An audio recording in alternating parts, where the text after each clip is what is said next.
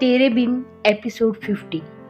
इसमें मीरब एक होटल में कमरा बुक करवाती है और वहाँ रहने लगती है। होटल वाले उससे आईडी कार्ड पैसे मांगते हैं तो उनसे वादा करती है कि वो जाने से पहले वो देकर जाएगी। वो अपनी दोस्त को कॉल करके कुछ पैसे और कपड़े मंगवा लेती है।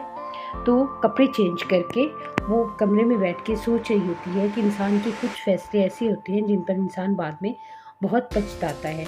सोचते सोचते दुखी होती है और सो जाती है। उधर मुर्तसिम को इत्तला आती है कि वकास की डेथ हो गई।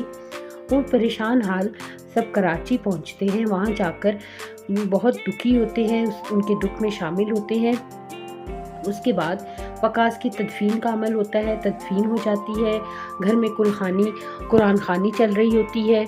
लोग आ रहे होते हैं और अफसोस करके जाते हैं। जब सब लोग चले जाते हैं तो माँ बेगम मीरब की अम्मी से कहती हैं कि चलो अब तुम हमारे साथ हैदराबाद चलो। वो कहती है नहीं, मैं नहीं जा सकती। तो वो कहती हैं तुम्हारी क्या मर्जी है।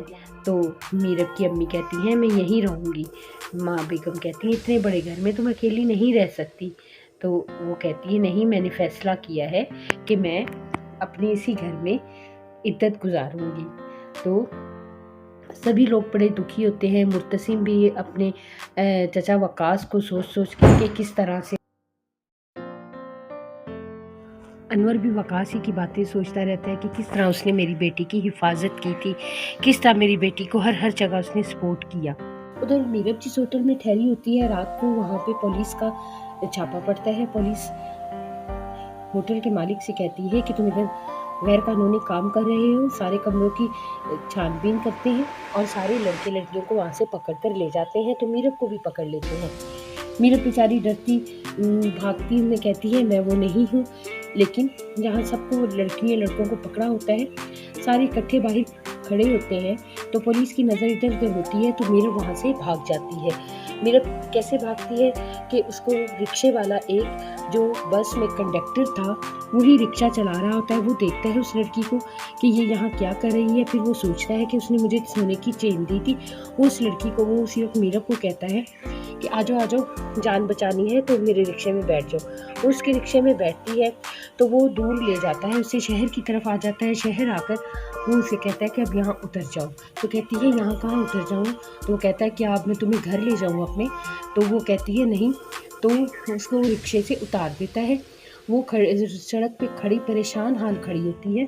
उस वक्त रास्ते में दो नौजवान लड़के, आवारा लड़के मोटरसाइकिल पर आते हैं और मीरब से कहते हैं आ जाओ बैठ जाओ मोटरसाइकिल पे, हम तुम्हें छोड़ाते हैं। क्या कर रही हो अकेली रात को रोड पे, कोई आ जाएगा तंग करेगा, आओ आओ हम तुम्हें छोड़ के आते हैं। रिक्शे वाले शीशे से देखता है कि ये लड़की इस लड़की को तंग कर रहे हैं। वो फ़ौरन उतर के आता है और लड़कों को अपना चाकू दिखाकर डराकर भगा देता है। फिर मीरब खड़ी होती है, उससे पूछता है कि अब तुमने कहाँ जाना है, चलो तुम्हें माँ बाप के घर छोड़ाऊँ। वो कहती है नहीं, मैंने नहीं जाना माँ बाप के घर। तो वो पूछता है तुम भाग कर आई हो। तो वो खामोश रहती है। तो उसे कहता है कि क्या करोगी, यहाँ तो रात के वक्त सारे जंगली आवारा लोग निकले होते हैं और तंग करते हैं। कभी दो तुम भुगत चुकी हो और भी आ जाएंगे, बेहतर ये है कि घर चली जाओ। तो वो कहती है नहीं, मैं अपनी दोस्त के घर जाऊँगी, मुझे दोस्त के घर छोड़ा। तो पूछता है दोस्त का घर किधर है। वो कहती है कि दोस्त का घर डिफेंस फेज 4 में है। रिक्शे वाला कहता है वो तो बहुत दूर है इधर से, 2000 रुपये लूँगा।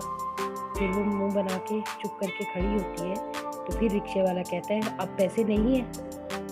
अच्छा चलो बैठो, छोड़ आता हूँ। हैदराबाद में घर पहुँचते ही हया मीरब के कमरे में आती है। दरवाजे खोल खोल के कुछ ढूंढने की कोशिश करती है। इतने में मुत्तसिम कमरे में आ जाता है। आकर बैठता है तो उसके पास खुश होकर आती है और कहती है मैं पूछने आई थी तुम्हें किसी की चीज़ की ज़रूरत तो नहीं। मैं धोबी को देने के लिए कपड़े लेने आई थी इधर। तो इस पर मुत्तसिम कहता है ये तो तुम्हारा काम नहीं है।